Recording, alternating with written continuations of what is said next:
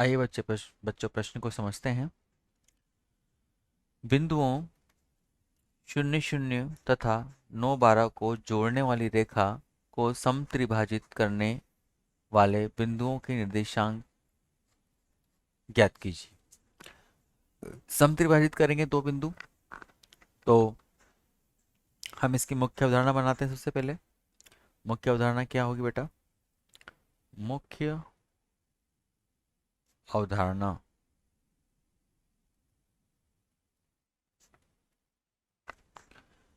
देखिए, आपके पास यहाँ पर प्रश्न में दिया गया है कि एक रेखा जो कि 0 0 माना कि ए बिंदु है, बी बिंदु 9 12, इनको जोड़ने वाली रेखा को समत्रिभाजित करने वाले, माना कि एक बिंदु P आपके पास यहाँ पर है और एक बिंदु Q आपके पास यहाँ पर है, तो इसको समत्रिभाजित कर रहे हैं। यानी कि AP भाग जो है, AP बराबर PQ बराबर QB, इस तरह से समत्रिभाजित किया जा रहा है। तो समत्रिभाजित करने वाले बिंदु रेखा को समान अनुपात में विभाजित करते हैं। तो अब मुख्य अवधारणा क्या बनेगी हमारी कि समत्रिभाजित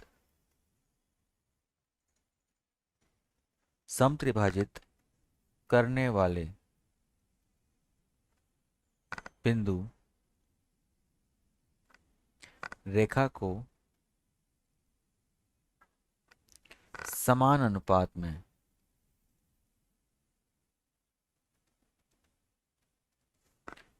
विभाजित करते हैं।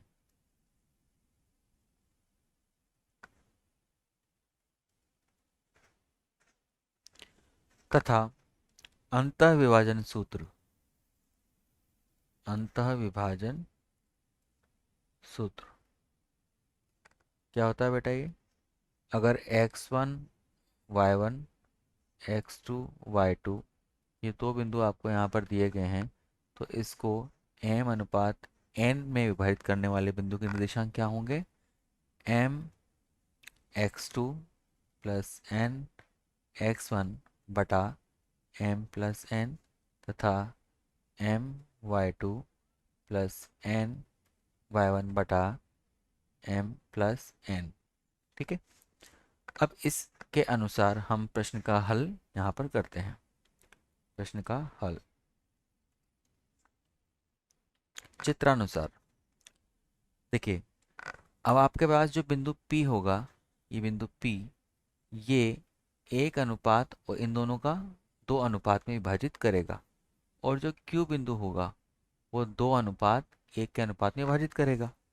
तो हम लिखेंगे यहाँ पर चित्रानुसार चित्रानुसार बिंदु C रेखा को 1:2 में विभाजित करता है।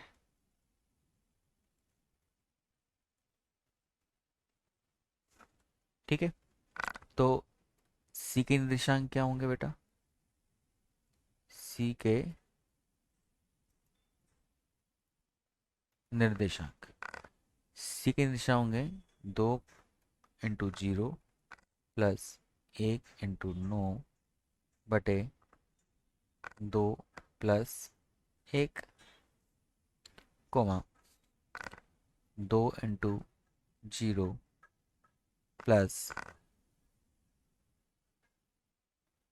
1 × 12 बटे 2 प्लस 1।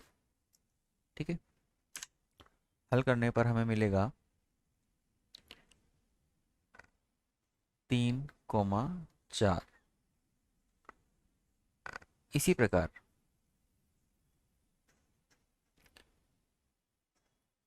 प्रकार बिंदु D रेखा को 2:1 में विभाजित करता है।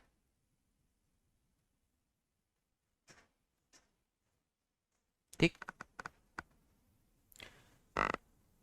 अतः डी के निर्देशांक, सॉरी क्यू है यहाँ पर, अतः क्यू के निर्देशांक, यहाँ पर पी बिंदु है, उसको हम पी ले लेंगे, इसको हम पी ले लेंगे। क्यू के निर्देशांक क्या होंगे बेटा? ये 1 × 0 प्लस 2 × 9 बटे 2 प्लस 1 और 1 × 0 प्लस 2 × 12 बटे 2 प्लस 1। हल करने पर हमें प्राप्त होंगे ये